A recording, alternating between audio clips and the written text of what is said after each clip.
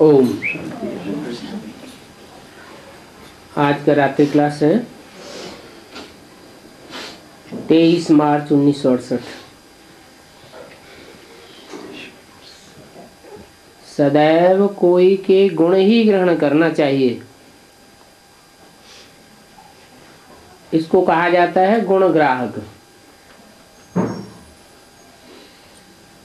इसमें भी मुख्य गुण ग्रहण करना है,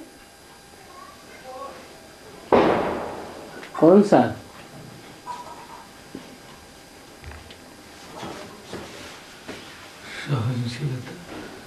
सहनशीलता सर्वगुणों का राजा है और ऊंचे ते ऊंचे बाप है। वो तो मीठा है, लवली अक्षर है ना, गॉड फादर कहना ठीक है।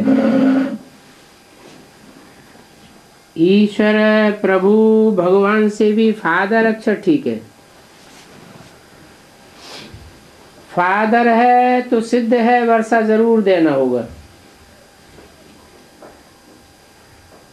और बेहद का रचयिता है तो जरूर नई दुनिया ही रचेंगे।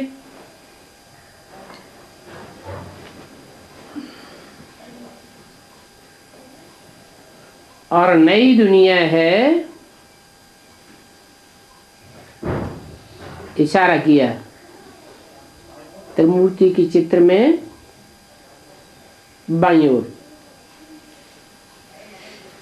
नई दुनिया ये है, गॉड फादर जरूर गॉड गॉडेस ही बनावेंगे।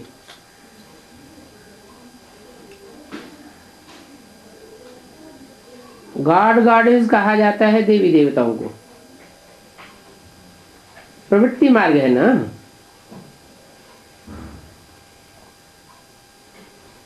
तो भगवान भगवती कैसे बनाते हैं?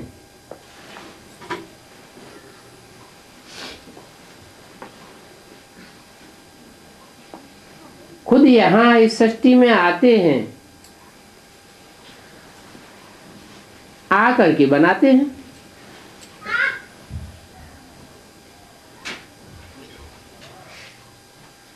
या कि आकर के ब्रह्मा के तन में ज्ञान सुना के चले जाते हैं, फिर अपने आप बनते रहते हैं। यहाँ आकर के गॉड फादर गॉड गॉडेस बनाते हैं। उनको कहा जाता है देवी देवता। वो गॉड की रचना है, गॉड गॉडेस। इसलिए उनको गॉड गॉडेस कहा जाता है। वास्तव में होते हैं देवी देवताएं।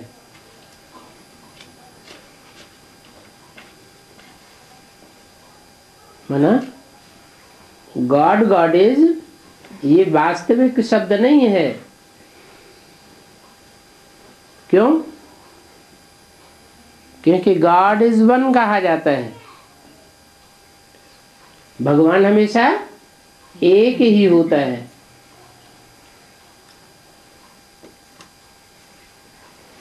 आदि सनातन देवी देवता धर्म स्थापन करते हैं।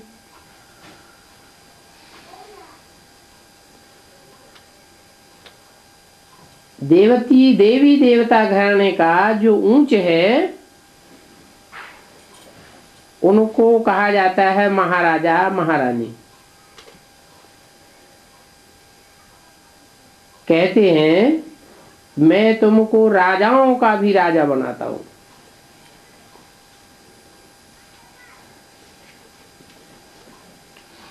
जिनको पवित्रता का ताज नहीं है वो जरूर पतित ही ठहरे।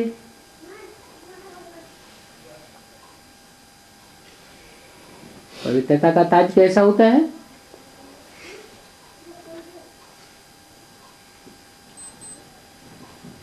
वो तो भक्ति मार्ग में देवताओं के चित्र बनाते हैं तो उनके चारों ओर लाइट दिखाते हैं। वो लाइट है प्योरिटी की लाइट।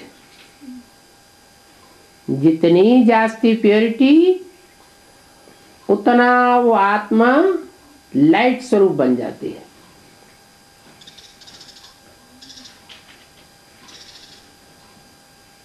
सूर्यवंशी है डबल सिरताज पावन,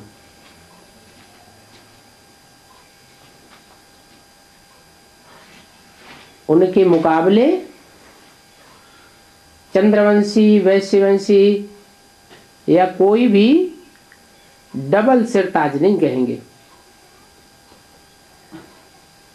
बाप कहते हैं पतित महाराजाओं का भी मैं महाराजा बनाता हूं।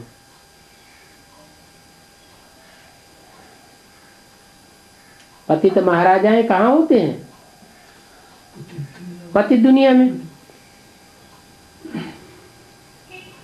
उस पतित दुनिया में जो महाराजाएं होते हैं उनका भी महाराजा, पतित दुनिया के महाराजाएं भी उन पावन महाराजाओं के पूजा करते हैं, माथा टेकते हैं। वास्तव में मुझे याद करने से तुम पावन बनकर के लायक बनेंगे। इन्हें देवी देवताओं को याद करने से पावन नहीं बनेंगे।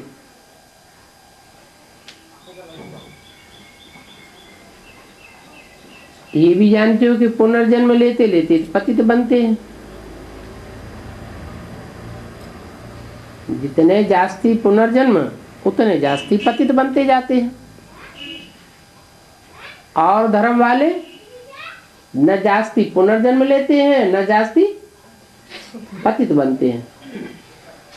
जो जास्ती पुनर्जन्म लेते हैं वो जास्ती पतित भी बनते हैं। जो भी आते जाते हैं एडिशन होती जाती है। कहेंगे मैक्सिमम जन्म और मिनिमम जन्म। मैक्सिमम 84 जन्म है और मिनिमम 1 जन्म। 84 लाख तो हो भी नहीं सकते। फिर ये 84 लाख कहां से निकला? 84 लाख योनियां होती हैं। आत्माएं 84 लाख योनियों में होती हैं, परंतु मनुष्य 84 जन्म लेता है, 84 लाख योनियों में जन्म नहीं लेता है। तो मुख्य सबसे फर्स्ट क्लास चीज है बेहद के बाप को याद करना।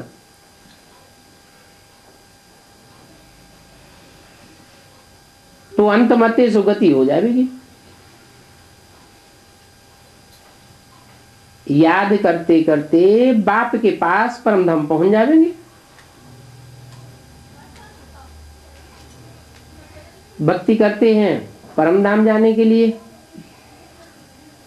परम धाम मुक्ति को भी कहेंगे, जीवन मुक्ति को भी कहेंगे। परे ते परे धाम सुख धाम है ना। द्वापर कलयुग को तो परम धाम नहीं कहेंगे। वो परे ते परे तो नहीं है। वहां तो रावण राज्य होता है। परम धाम है स्वर्ग,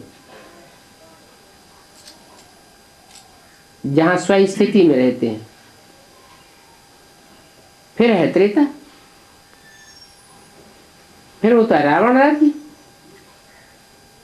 बाप को कभी भूलना नहीं चाहिए, क्योंकि याद से ही पाप करते हैं। जिस बाप को हम याद करते हैं वो बाप जहां याद है वहां पाप नहीं हो सकता, और जहां पाप होता है वहां बाप की याद नहीं होती। बाप आते ही हैं शांति धाम सुख धाम बेहद का वर्षा देने के लिए। सतयुग आदि से त्रेता अंत तक यह वर्षा चलता है। कौन से बाप का वर्षा?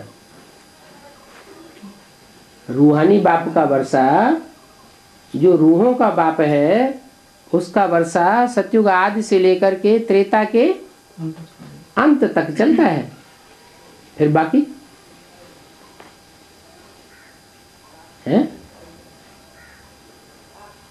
लौकिक दुनिया में तो हद का वर्षा तो मिलता है, हद का सुख नहीं मिलता है। मिलता तो है, फिर वो किससे मिलता है?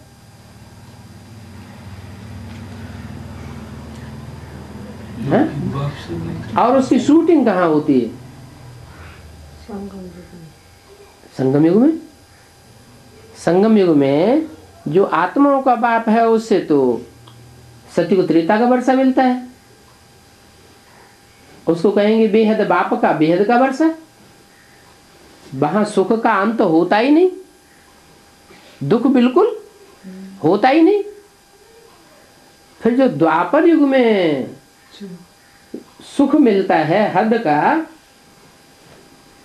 वो कैसे मिलता है? कहां से मिलता है? क्या द्वापर युग में राजाएं नहीं हुए? राजाएं तो हुए। उन राजाओं ने राजाई का वर्षा कहां से पाया? किससे पाया? द्वापर युग में और धर्म पिताएं तो आते हैं ना, वो राजाई का वर्षा देते हैं क्या? वो आते हैं तो सिर्फ धर्म स्थापन करते हैं, राजाई तो स्थापन करते ही नहीं। तो फिर राजाई का वर्षा कैसे देंगे? फिर राजाई का वर्षा और धर्म में जो हुआ है, राजाएं हुए हैं, वो कैसे मिला? जरूर लौकिक बेहद का बाप भी है। एक तो होता है लौकिक में हर जन्म का हद का बाप, 63 जन्मों में 63 बाप। वो हद के कहेंगे बेहद के कहेंगे? वो हद के बाप हैं। इब्राहिम बुद्ध क्राइस्ट को भी क्या कहेंगे? हद के बाप हैं। क्राइस्ट को कहेंगे 100, 150, 200 करोड़ जो भी क्रिश्चियंस हैं वो ही उसको बाप मानते हैं। लेकिन मनुष्य सृष्टि का जो बेहद का बाप है वो लौकिक है या पारलौकिक है? पारलौकिक है। पारलौकिक बाप तो रूहानी बाप है। वो सदैव रूहों की दुनिया में रहता है। इस सृष्टि पर भी आता है रूहानी बाप, तो भी बुद्धि योग से कहाँ रहता है? परमधाम में रहता है, रूहानी दुनिया में रहता है। देह में तो उसकी बुद्धि रमती नहीं है, वो सदा शिव है। लेकिन जो मनुष्य सृष्टि का बाप है वो सदा शिव है क्या? नहीं, वो तो ऊंचते ऊंच भी चढ़ता है और नीचते नीचे भी गिरता है। तो हद के बापों से हद का वर्षा मिलता है एक एक जन्म का। और बेहद का जो लौकिक बाप है प्रजापिता, सारी मनुष्य सृष्टि का बाप, उससे द्वापर युग से लेकर के कलयुग अंत तक जो भी जिस धर्म की राजाइयां स्थापन हुई हैं उससे वर्षा मिलता है। धर्म पिताओं से नहीं मिलता है। किससे मिलता है? बेहद के बाप से। वो हमारा है ग्रैंड फादर। धर्म पिताओं को ग्रेट फादर कहेंगे, परंतु प्रजापिता को क्या कहेंगे? Great grand father. इसलिए लौकिक दुनिया में भी बाप का वर्षा कोई मिले या न मिले, लेकिन ग्रैंड फादर का वर्षा जरूर मिलता है। फाउंडेशन कहाँ पड़ता है? यहाँ ब्राह्मणों की संगम की दुनिया में लौकिक बाप का वर्षा कोई को मिले न मिले, लेकिन जो बेहद का ग्रैंड फादर है उसका वर्षा जरूर मिलता है। वहां सत्युग त्रेता में होते हैं मोहजीत राजाएं। क्या सत्युग त्रेता में जो राजाएं होते हैं उनका अपने बच्चों में मोह जाता है क्या? मोहजीत राजाएं होते हैं। लेकिन द्वापर कलयुग में जो राजाएं होते हैं वो मोहजीत होते हैं या मोहमयी होते हैं? मान लो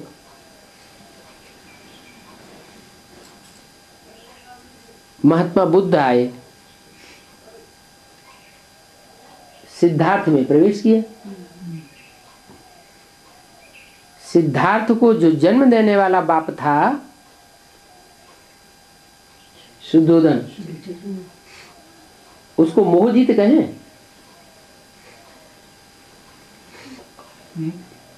क्यों? उसने देश निकाला दे दिया बच्चे को। अगले जन्म में, अगले जन्म में। हाँ, भले देश निकाला दे दिया, फिर भी अंदर से रग बनी रहती है कि मेरा बच्चा देश विदेश में जाकर के कितना नाम रोशन कर रहा है। आखिर है तो मेरे ही खून से पैदा हुआ। तो मोह की रग गई ना।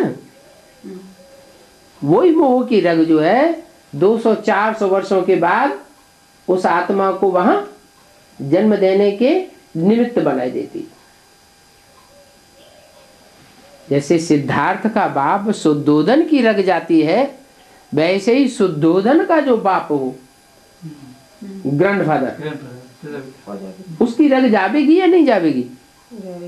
उसकी भी रग जावेगी। मेरा नाती है, मेरा नाती। हाँ, उसकी भी बिंदुसार, उसकी भी रग जाती है। तो उनको मोहजीत राजा नहीं कहेंगे। मोह की रग जाने से भले इस जन्म में तो धर्म को फॉलो किया और धर्म का पक्ष लेकर के बच्चे को भी निकाल दिया, ग्रैंडसन को भी निकालने की परमिशन दे दी, लेकिन फिर भी अंदर अंदर कुछ न कुछ मोह का अंश बचा रहता है। 200-400 वर्षों के बाद वो दोनों ही आत्माएं, बाप और ग्रैंडफादर, कहाँ जन्म लेते हैं? जाकर उसी धर्म में, बौद्ध धर्म में जाकर जन्म लेते हैं। तो यहाँ मोह रहता है। कहाँ? जैसे द्वापर कली की दुनिया में मोह रहता है, वहां क्यों नहीं मोह रहता? सतयुग त्रेता में मोह क्यों नहीं रहता? यहाँ क्यों मोह हो जाता है? आत्मा तो वो ही है, देवानी होता। कारण क्या है? वहां आत्माभिमानी होते हैं, स्वर्ग में स्व स्थिति वाले होते हैं। ऐसा नरक की दुनिया में देह के वाहन वाले बन जाते हैं, देह की स्मृति रह जाती है। तो देह की स्मृति देखो कितना सत्यानाश कर देती है। क्या धर्म अधर्म कुछ भी नहीं रहता। थोड़ी भी बात समझने से बेहद का सुख शांति मिलती। ये थोड़ी सी बात अगर बुद्धि में बैठी रहे तो बेहद की सुख शांति मिल जाती है। और ये थोड़ी सी बात बुद्धि में से निकल गई, द्वापर कलयुगी राजाओं की बुद्धि में से क्या निकल गया? मैं राजा हूँ, मैं आत्मा हूँ, ये बात बुद्धि से निकल गई। मैं देह हूँ, ये मेरी देह का बच्चा है, मेरी देह का खून है। वो खून की तरफ रंग चली गई। अगर मैं आत्मा हूं ये समझते तो वो रंग जाती नहीं देह की। तो अभी वो बेहद की सुख शांति नहीं है, अभी फिर मिलनी है। किस हिसाब से? अपन को आत्मा समझने से। सतयुग था, अभी कलयुग है। क्या सतयुग क्यों था? सत्ययुग इसलिए था कि सत्य आत्मा की स्मृति रहती थी। अभी कलह कलेश का युग क्यों है? क्योंकि जो देह असत्य है, देह और देह के 5 तत्व ये सत्य नहीं है, असत्य है, उनकी स्मृति रहती है। तो फिर ये लायक युग सतयुग बनने के लिए अभी ये संगम युग है। क्यों? सतयुग बनने के लिए संगम युग क्यों चाहिए? क्योंकि देह, जो देह असत्य है, उस असत्य देह में रहकर ही सत्य आत्मा समझने का पुरुषार्थ करना है। बाबा सत्य असत्य बात कैसे आ गया? और विनाशी और अविनाशी से हाँ, विनाशी, जो विनाशी है वो असत्य है। जैसे विदेश है, उनको क्या कहेंगे? जो भी विदेश है, अमेरिका है, लंदन है, अफ्रीका है, अरब देश है, इनको विनाशी खंड कहें या अविनाशी खंड कहें? विनाशी खंड है। विनाशी खंड है तो असत्य है या सत्य है? असत्य है, तो विनाश हो गया। नासते विद्यते भावो, गीता में जो श्लोक है उसका यही अर्थ है कि जो सत्य है वो कभी खत्म नहीं होता, और जो असत्य है वो आज नहीं तो कल खलास हो जाएगा। तो 2-4 बातें धारण हो जाएं तो भी बेड़ा पार है। खिवैया बागवान भी उनको कहा जाता है। किनको? जो सत्युग की रचना करने वाला सत्य बाप है उसको खिवैया भी कहा जाता है। काहे का खिवैया है? नाव का खिवैया है। नाव तो शरीर को कहा जाता है, तो क्या शरीर का खिवैया है?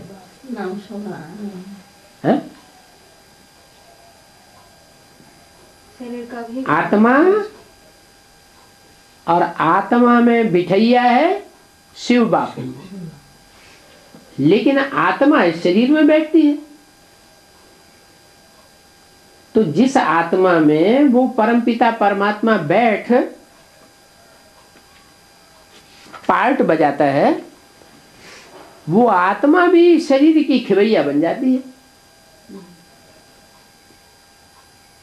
शरीर है नवैया स्थूल, और उसका खिवैया हुआ नहीं। आत्मा तो है, लेकिन उस आत्मा में सुप्रीम सोल प्रवेश है, तब खिवैया है। अगर सुप्रीम सोल प्रवेश न हो तो 63 जन्मों में खिवैया हुई। खुद भी नरक में गोते खाती और दूसरी आत्माएं भी गोते खाती रहती।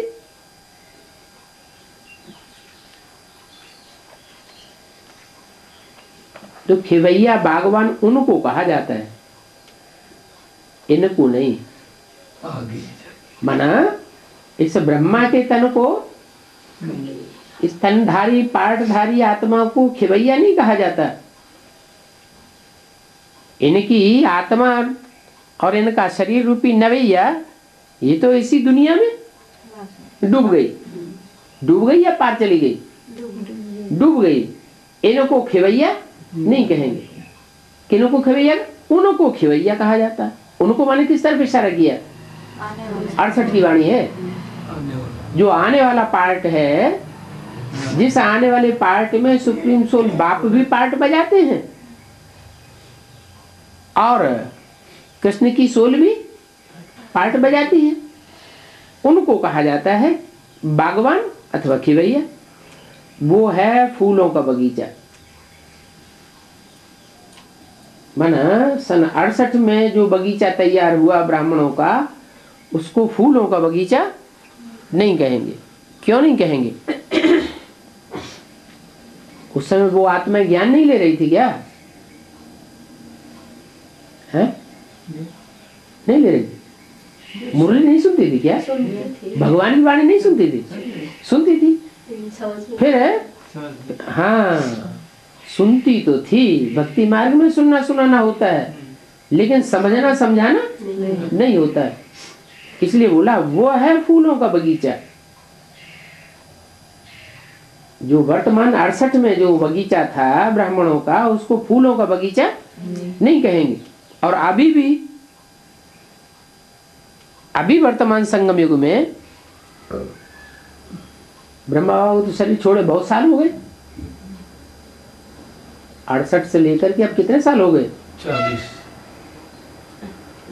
39-40 साल हो गए। तो 39-40 साल पहले जो आत्माएं वहां थी और अब भी वहां मौजूद हैं, वो कांटे का पार्ट बजा रही है या फूलों का पार्ट बजा रही है? कांटों का पार्ट बजा रही है। तो वो है फूलों का बगीचा, माने 40 साल के बाद जो बगीचा तैयार होता है वो है फूलों का बगीचा। तो जरूर फूलों के बगीचे का बागवान भी होगा और शरीर रूपी नैयों को खिवाइए खेने वाला खिवैया बाप भी होगा। फिर रावण कांटों का जंगल देते हैं। क्या? राम फूलों का बगीचा देता है जिसे राम राज्य कहा जाता है, और रावण कांटों का जंगल देता है।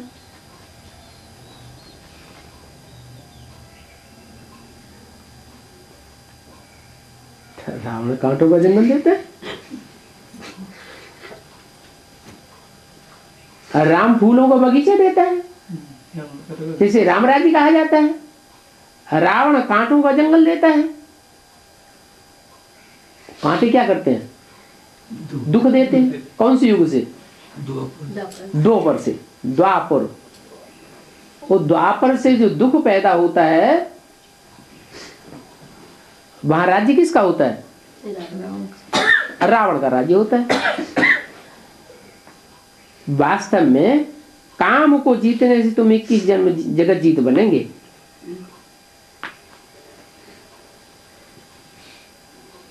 बेहद के बाप का प्यार भी बेहद का है।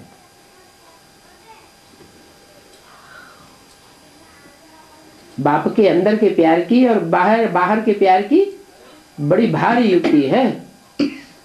बाप का अंदर का प्यार रहता है, बेहद का प्यार है।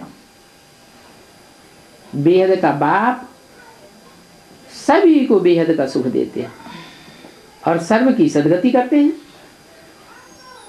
हैं? सर्व की सदगति करते हैं। माने 500-700 करोड़ जो भी मनुष्य आत्मा है सर्व की सदगति करते हैं। एक जन्म के लिए तो सबकी सदगति जरूर होती। दुख हर करके और सुख देते हैं।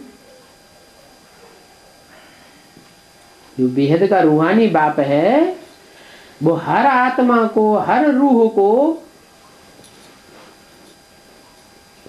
उसका एक जन्म के लिए दुख हर लेते हैं और सुख देते हैं। हाँ? हर आत्मा के लिए कैसे होगा? हर आत्मा, एक आत्मा, कोई भी आत्मा जो लास्ट में आएगी वो आधा समय सुख में रहेगी या नहीं रहेगी? जब प्रवेश करेगी दूसरे में, कोई आत्मा तो दुख का टाइम में तो शरीर लेगा। भले दुख के टाइम में तो कलयुग की दुनिया में क्या सुखी लोग नहीं होते हैं? ये जैसा सुख क्या सुख है? इस कलयुग की दुनिया में औरों के मुकाबले टैली किया जाए तो सबसे जास्ती सुखी नजर आते हैं या नहीं आते हैं? उस हिसाब से बोला। तो बोला दुख हर कर तो सुख देते हैं। तो ऐसे बाप को क्यों नहीं याद करना चाहिए? यह है सहजते सहज, सहज याद और सहज ज्ञान। बाकी सब बातों को भूल जाना चाहिए। बीती से बीती देखो, दुनिया न जीती देखो। जो बीतता जाता है वो खत्म हो गया, खलास हो गया। उसको याद करने से कोई फायदा नहीं, और ये एक समस्या बन जाती है। समझना चाहिए ये दुनिया खलास हो गई। आप मुए मर गई दुनिया। सतयुग, त्रेता, द्वापर, कलयुग ये बीती हुई दुनिया हुई ना, पास्ट हो गई। सतयुग, त्रेता, द्वापर, कलयुग बीत गया। बाकी दुनिया के लिए कलयुग नहीं बीता है। अभी कुछ जो बचा हुआ है उसके लिए कहेंगे अभी नहीं बीता है। बाप कहते हैं बीती को बीती देखो, पुरानी दुनिया जीती नहीं देखो। क्या बीती है वो भी सभी बता देते हैं। तुमने सुख भी बिताया और दुख भी बिताया, अभी फिर कहाँ चलना है? अभी सुखधाम चलना है। ऊंचते ऊंच बाप पढ़ाते हैं, तो पढ़ाई भी ऊंची ही पढ़ावेंगे ना। बाकी रचना से वर्षा नहीं मिलता है। क्या रचयिता है एक और बाकी सब है रचना। जो ऊंचे से ऊंचे एक रचयिता है, उस रचयिता से वर्षा मिलना है। जो रचयिता ऊंचे से ऊंचे है वो निराकार है, बिंदु है या साकार है? साकार में आते हैं। रचयिता और रचना का संबंध जो है वो साकार का संबंध है या निराकार का संबंध है? साकार में तो साकार का संबंध होता है। निराकार तो आत्मा है और निराकार आत्माओं का बाप निराकार शिव है। वो आत्मा तो रची नहीं जाती, तो वहां रचना और रचयिता का सवाल पैदा ही नहीं होता। तो रचयिता है एक और रचना है अनेक। हद का रचना तो हद का वर्षा, हद की रचना तो हद का वर्षा, और बेहद की रचना तो बेहद का वर्षा। बाप आकर माया रावण की गुलामगिरी से छुड़ाते हैं। इसकी गुलामी से बचो, इसकी गुलामी से, रावण की गुलामी से बचो। रावण 5 विकार और 5 प्रकृति के तत्व, जिनके बंधन में आत्मा अभी बंधी हुई है। प्रकृति के 5 तत्वों से बने हुए शरीर के बंधन में आत्मा बंधी है ना। तो इन 10 के बंधन से आत्मा को छूटना है। इस समय सभी रावण के गुलाम हैं। ये 5 विकार और 5 प्रकृति के तत्व, इन 10 के सारी दुनिया गुलाम है। फिर बाप आकर उनको छुड़ाते हैं। जो इन 10 के गुलामी में बंधे हुए हैं उनसे मुक्ति दिलाते हैं। बाप कहते हैं मैंने तुमको इतना सॉल्वेंट विश्व का मालिक बनाया, फिर ये सभी कहां गंवाया? कहां गंवाया है? रावण का दुनिया का देह का सुख भोगते भोगते सब कुछ गंवा दिया। तो अब क्या करें? देह और देह के जो भी संबंध हैं, जो भी पदार्थ हैं, उनसे बुद्धि योग हटावेंगे तो फिर वही वर्षा कायम हो जाएगा। नीचे उतरते उतरते तुम कितने इंसॉल्वेंट बन पड़े हो। 100% सॉल्वेंट से 100% इंसॉल्वेंट भिखारी बन पड़े हो। फिर बाप तुमको सॉल्वेंट बनाते। बाप ही संगम युग पर आकर डीटी डायनेस्टी स्थापन करते हैं। क्या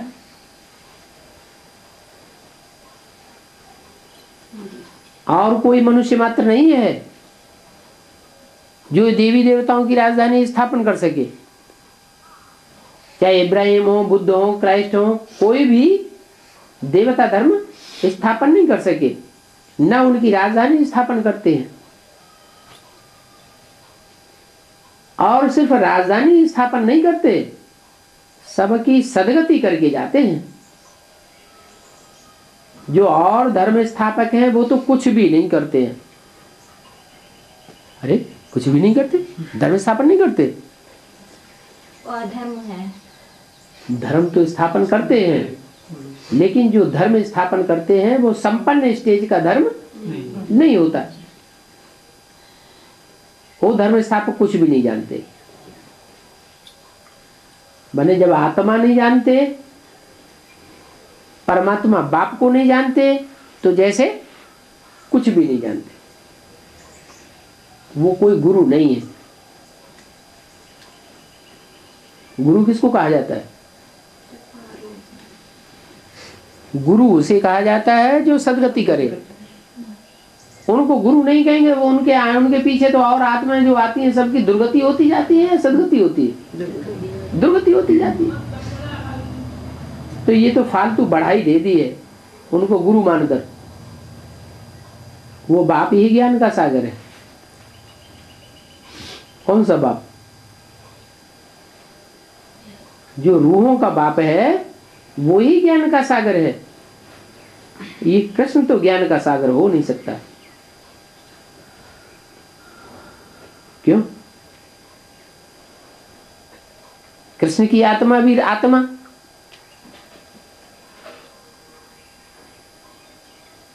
और राम बाप जिसमें आकर के सुप्रीम सोल देवी देवता सनातन धर्म स्थापन करते हैं, राजधानी स्थापन करते हैं, वो राम बाप भी आत्मा। फिर कृष्ण का सागर, कृष्ण की आत्मा सागर क्यों नहीं? राम के चोले में आकर के ज्ञान सागर कैसे ज्ञान सागर के रूप में प्रत्यक्ष होते हैं? क्योंकि राम बाप को कहा जाता है और कृष्ण बच्चे को कहा। वो बच्चा बुद्धि और वो सालिम बुद्धि, सगीर बुद्धि। बाप की बुद्धि सगीर होती है, बच्चे की बुद्धि सगीर होती है। बाप की बुद्धि सगीर होती है। इसीलिए कृष्ण उर्फ ब्रह्मा के तन में आए बाप, तो बच्चे की बुद्धि कुछ भी चली नहीं। ज्ञान की बातों में ब्रह्मा की बुद्धि जितना सुना दिया उतना सुन लिया। पहले पहले सुना जरूर उन्होंने, लेकिन उससे आगे बुद्धि उनकी नहीं चली। इसलिए कहा कि कृष्ण बच्चा होता है, वो ज्ञान का सागर नहीं हो सकता। मनन चिंतन मंथन उनका चला नहीं। इसलिए शास्त्रों में जो ब्रह्मा है उस ब्रह्मा को हिमालय राज्य कह दिया। पार्वती के बाप का नाम क्या रखा है? हिमालय। क्यों नाम रखा है ऐसा? हिम माने बर्फ, आलय माने घर, माने उनकी बुद्धि रूपी आत्मा जैसे कि जाम रहती है। नदी में पानी बहता है, कब बहता है? अगर बर्फ की तरह जाम हो तो बहेगा नहीं। उनकी बुद्धि जामड़ी थी, सुन लिया और सुना लिया, और आगे बुद्धि में से नई बात कुछ भी नहीं निकली। तो कृष्ण ज्ञान का सागर हो नहीं सकता। कृष्ण के भक्त तो कहेंगे मैं जिधर देखता हूं उधर कृष्ण ही कृष्ण है। ये कैसे? उन्हें कृष्ण ही कृष्ण हर जगह क्यों दिखाई पड़ता है? राधे के भक्त कहेंगे जिधर देखो राधे ही राधे है। उन्हें हर जगह राधे ही राधे क्यों दिखाई पड़ती है? सब में समाया हुआ क्यों दिखाई पड़ता है? अभी संगम जी में हर बात में ब्रह्मा ब्रह्मा करती है। हाँ, यहाँ फाउंडेशन पड़ता है। कोई कहेंगे जिधर देखता हूँ राम ही राम। अंधेर नगरी है, सभी में ईश्वर ही ईश्वर है, कैसे हो सकता है? बाप कहते हैं अब मैं तुमको इतना ऊंच बनाता हूं, माया तुमको एकदम मैड चैप्स बनाई देती है, पागल बंदर। आसुरी संप्रदाय से हम तुमको दैवी संप्रदाय बनाता हूं। अभी फिर तुम देही अभिमानी बनो। इसके लिए मुझे बाप को याद करो तो तुम पावन बन जाओगे।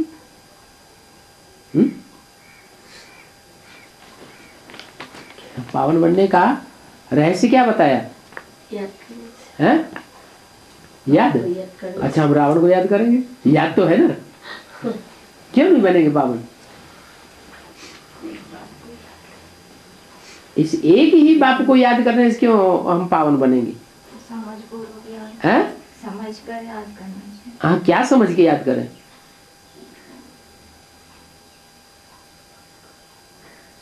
वो रावण देह अभिमानी है। क्या? देह अभिमानी है। उसका देहवान कभी खलास होता ही नहीं। देहवान न खलास होने की वजह से हर द्वापर युग में ही आता है।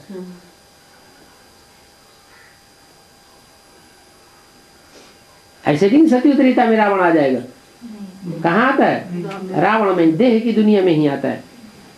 तो मुझ पावन बाप को याद करेंगे, मैं एवर प्योर हूं और रावण एवर इम्प्योर है। मैं एवर प्योर हूं, तो मेरी मत पर चलना पड़े। पवित्र बनना है, पवित्र बुद्धि आत्मा बनना है। बुद्धि मानी आत्मा, मन बुद्धि किसे कहते हैं? आत्मा को ही मन बुद्धि कहा जाता है। तो पवित्र मन बुद्धि रूपी आत्मा बनना है तो मुझे एवर प्योर बाप को याद करो। अच्छा बच्चों को गुड नाइट, नमस्ते।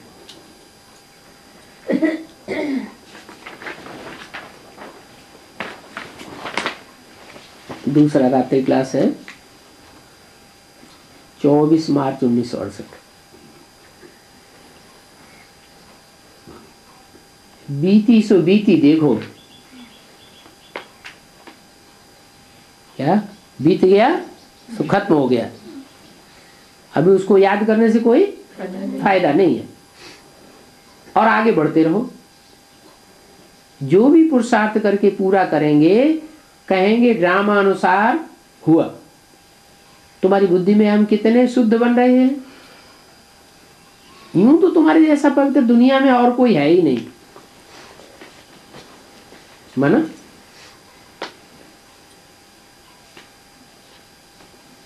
तुम जैसे पवित्र देवताएं बनते हो, 16 कला संपूर्ण, सर्वगुण संपन्न, संपूर्ण हिंसक, मर्यादा पुरुषोत्तम, ऐसे पवित्र कोई बनते नहीं हैं। तुम इस समय ईश्वर की संतान हो, वह ईश्वर की संतान नहीं है। यह ईश्वर की संतान नहीं है। कौन? ये ब्रह्मा और ब्रह्मा के जो भी फॉलोअर्स हैं वो ईश्वर की संतान नहीं है। और वो जो दूसरे दूसरे धर्म के हैं वो भी ईश्वर की संतान नहीं है। लेकिन तुम माने जो सन्मुख बैठने वाले हो बाप के, वो ईश्वर की संतान हो। तो तुमको बहुत नशा रहता है। क्या हम किसकी संतान है? ईश्वर कहा जाता है। ईश माने शासन करने वाला, वर माना श्रेष्ठ। कैसा शासन करने वाला है? जिससे अच्छा शासन और दुनिया में कोई करता ही नहीं। न किसी को डंडे मारता है, न किसी को थप्पड़ मारता है, सबको प्यार ही प्यार देता है, प्यार का सागर है। ऐसा शासन कोई दुनिया में कर सकेगा? हैं? जो भी राजाएं हुए हैं, जो भी शासक हुए हैं, वो दंड विधान करते हैं, तब शासन करते हैं। और ये कैसा शासक है? सब शासकों में ऐसा श्रेष्ठ शासन करने वाला है जो प्यार ही प्यार देता है, कभी किसी को दुत्कार देता ही नहीं। नहीं तो 70-71 साल होने जा रहे हैं और बाप पढ़ाई पढ़ाते ही रहते हैं, बार बार चिल्लाते ही रहते हैं वही वही बातें, और बच्चे धारण ही नहीं करते हैं। फिर भी गुस्सा नहीं आता। फिर भी गुस्सा नहीं आता, प्यार ही प्यार बरसाते रहते हैं। तो इस समय तुम ईश्वर की संतान हो। न सतयुग में ईश्वर की संतान बनेंगे, न त्रेता में, न द्वापर में, न कलयुग में। श्रेष्ठ ते शेष शासन करने वाला जो ईश्वर है, उसकी संतान तुम अभी संगम युग पर बनते हो। तो तुमको बहुत नशा रहता है। अरे हम किस ऊंच से ऊंच की संतान है। तुम नए विश्व के मालिक बनते हो, ऐसे भी नहीं पुरानी दुनिया के मालिक बनते हो, तुम नई दुनिया के मालिक बनते हो। और तुम बहुत रायल हो। तुम्हारे जितना रायल इस दुनिया में कोई नहीं हो सकता, क्योंकि तुम डायरेक्ट बाप के बच्चे हो ना। क्या उनके बीच में मीडिया होंगे, कोई न कोई दूसरे, कोई के बीच में ब्रह्मा मीडिया होगा, कोई के बीच में इब्राहिम मीडिया होगा, कोई के बीच में क्राइस्ट मीडिया होगा। और तुम डायरेक्ट बाप के बच्चे हो। जैसे बोला ना, आत्मा रूपी सुई की सारी कट उतरने पर तुम बच्चे डायरेक्ट बाप से सीखते हो। वो 70-71 साल से पढ़ाई पढ़ रहे हैं और डायरेक्ट बाप उनको नहीं मिला। मिला भी तो किसके थ्रू? अम्मा के थ्रू। अम्मा के थ्रू माना ब्रह्मा के थ्रू मिला, लेकिन बाप डायरेक्ट नहीं मिला। और तुमको डायरेक्ट बाप मिलता है। अभी तुम जानते हो बाप का वर्षा हमने लिया था, अभी फिर बाप आए हैं वर्षा देने के लिए। तो वर्षे की खुशी तुम्हारे दिमाग में रहती है कि हम ऐसे बाप के बच्चे हैं, ये हरदम याद रहे तो बड़ी भारी खुशी बनी रहे। सबसे राइल बच्चे हो और एक बाप के बच्चे हो। क्या ऐसे नहीं कि तुम कन्वर्ट होने वाले हो, आज एक बाप को मानते हो, कल फिर दूसरे को बाप बना लेंगे, परसों तीसरे को बाप बना लेंगे? नहीं, तुम एक बाप के बच्चे हो। अभी ब्रदरहुड तो कहते ही हैं भाई भाई, तो बाप से वर्षे का हकदार सभी हैं। बाप के बने तो सदैव नशा चढ़ा हुआ रहना चाहिए। बच्चे जानते हैं हम पुरुषार्थ करेंगे कल्याण के लिए, रिजल्ट कल्याण के ही निकलते हैं। बल बाप से प्रतिज्ञा कर फिर भी अपित्र बनते हैं तो अपन को ही तो घाट डालते हैं। तुम व्यापारी हो, बाप को व्यापारी भी कहते हैं ना। है? क्या व्यापार करते हैं?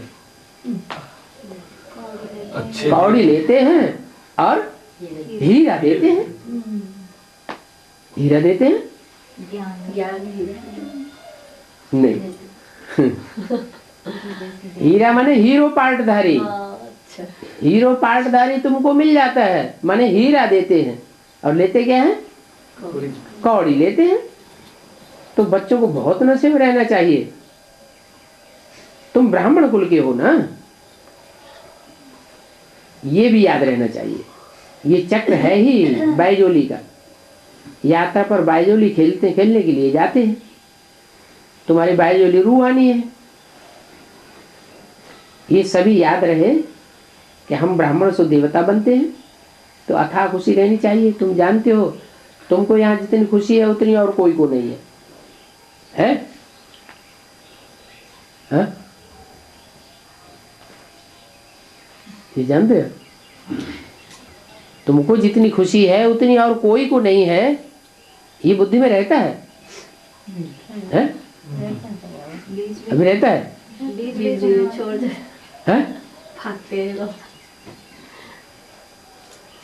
उस समय के लिए बताया जब हम आत्मिक स्थिति में स्थित पक्के हो जाएंगे। आत्मिक स्थिति में पक्का स्थित होना माने परमात्मा बाप का बच्चा बनना। तो कंट्रास्ट कोई कर ही नहीं सकता तुम्हारे से। बहुत फर्क है। कोई भी दिल में गंदगी नहीं होनी चाहिए। सच्चे बाप के बच्चे भी सच्चे ही होंगे। बाप को क्या प्यारा है? सच्चाई प्यारी है।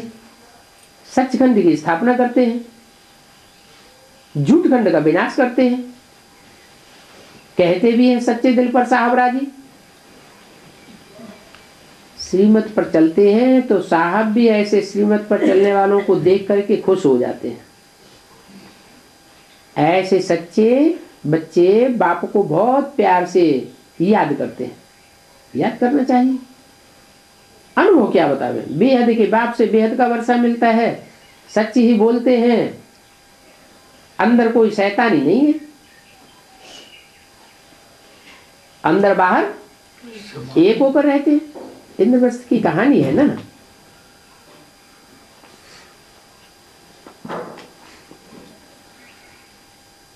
समझना चाहिए हम किसके सामने बैठे हैं। हर हालत में उनकी मत पर ही चलना है।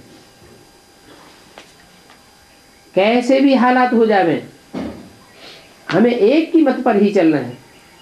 बाप को याद करो तो तुम्हारा कचरा निकल जाएगा। कोई कोई में बहुत कचरा होता है। जिस कपड़े में जास्ती कचरा होता है तो ज्यादा साबुन लगेगा, ज्यादा साबुन डालना पड़ता है और ज्यादा पानी डालना पड़ता है। तो यहाँ भी ज्ञान का जल है, रुद्रमाला के जो मणके हैं वो ज्यादा गंदे हैं जन्म जन्मांतर के कि विजयमाला के मणके ज्यादा गंदे हैं। तो पहले ज्ञान में कौन ज्यादा ज्ञान कौन सुनते हैं? रुद्रमाला के मणकों को ज्यादा ज्ञान की भी, ज्ञान जल की भी ज्यादा जरूरत है। फिर उनको ही जास्ती लक्ष्य सोप भी चाहिए। लक्ष्य क्या है? नारायण। तो नारायण का जो सोप है, नारायण रूपी जो सोप है, जितना सोप घिसेंगे उतना पावन बनेंगे। कपड़े पर साबुन घिसा जाता है तो कपड़ा शुद्ध बनता है। और 68 में तो लाख साबुन नहीं निकला था। 68 में लाख साबुन निकला था क्या? देखो जंगल कभी शेरों से खाली नहीं रहता। एक शेर जाता है तो दूसरा शेर, भले पता नहीं था किसी को, पता था या नहीं था? हाँ, पता नहीं था, बाद में पता चलता है। तो जिनको बाद में पता चलता है कि सन 68 में 69 में हमारे साथ यही बात था, तो उनको नशा तो चढ़ेगा नहीं चढ़ेगा? नशा तो चढ़ेगा। कोई कोई में बहुत कचरा होता है, फिर राजधानी में पद भी उनको कम हो जाता है। अगर कचरा साफ नहीं किया तो पढ़ाई तो एक ही है, परंतु फर्क देखो कितना हो जाता है। कोई कम ज्ञान जल लेते हैं, कोई ज्यादा ज्ञान जल धारण करते हैं।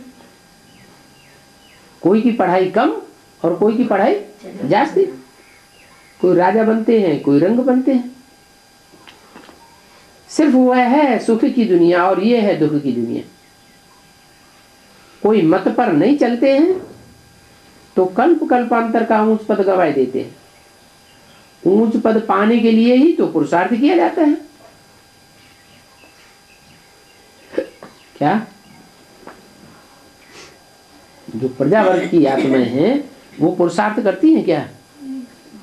हैं?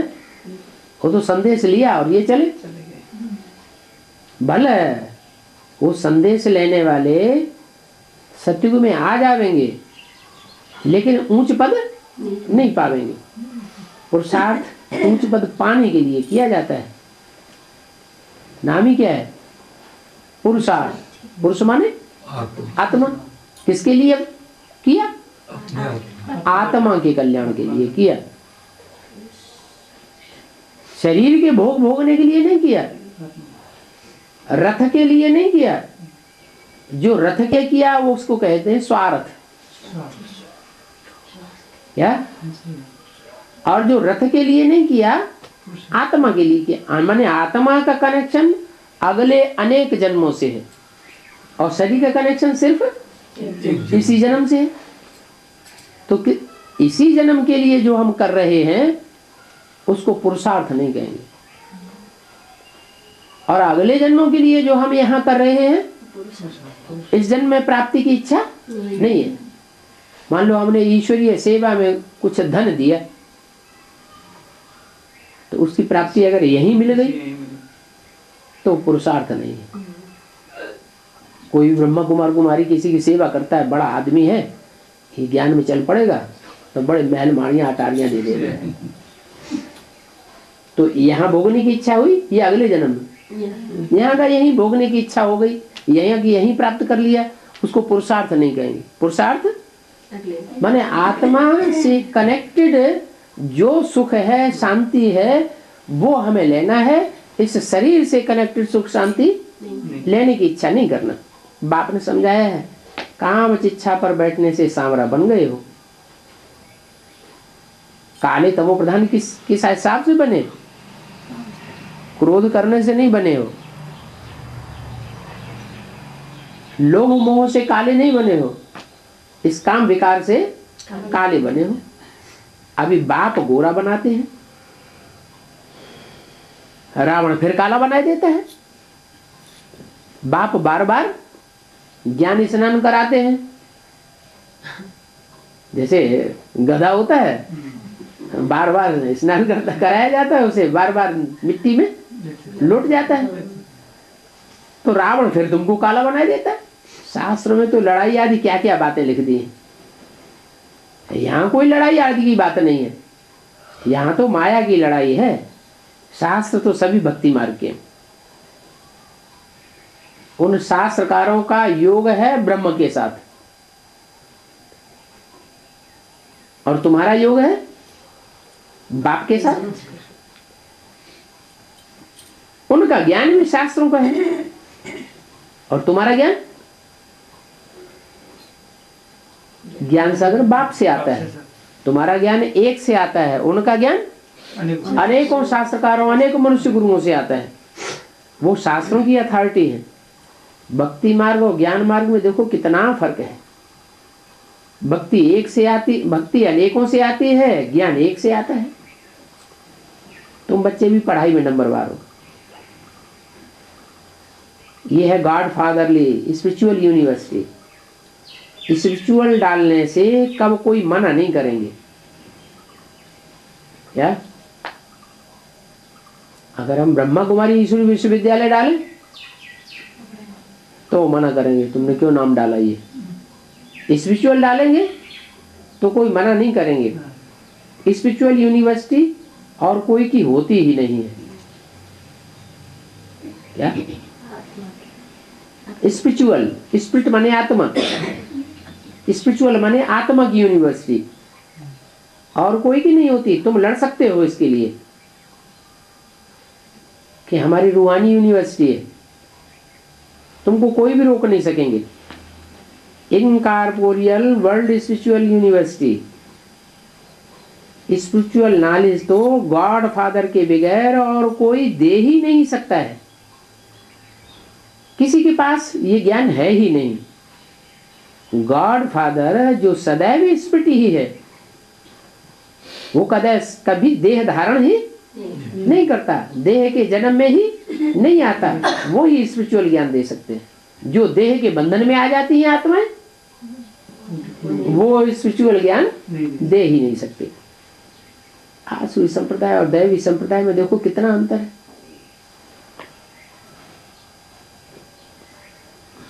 तुम दैवी संप्रदाय बन रहे हो, वो है तमो प्रधान आसुरी संप्रदाय। सत्व प्रधान होते हैं सतयुग में। परंतु अभी मनुष्य तुम्हारी बात को मानेंगे नहीं। क्यों नहीं मानेंगे?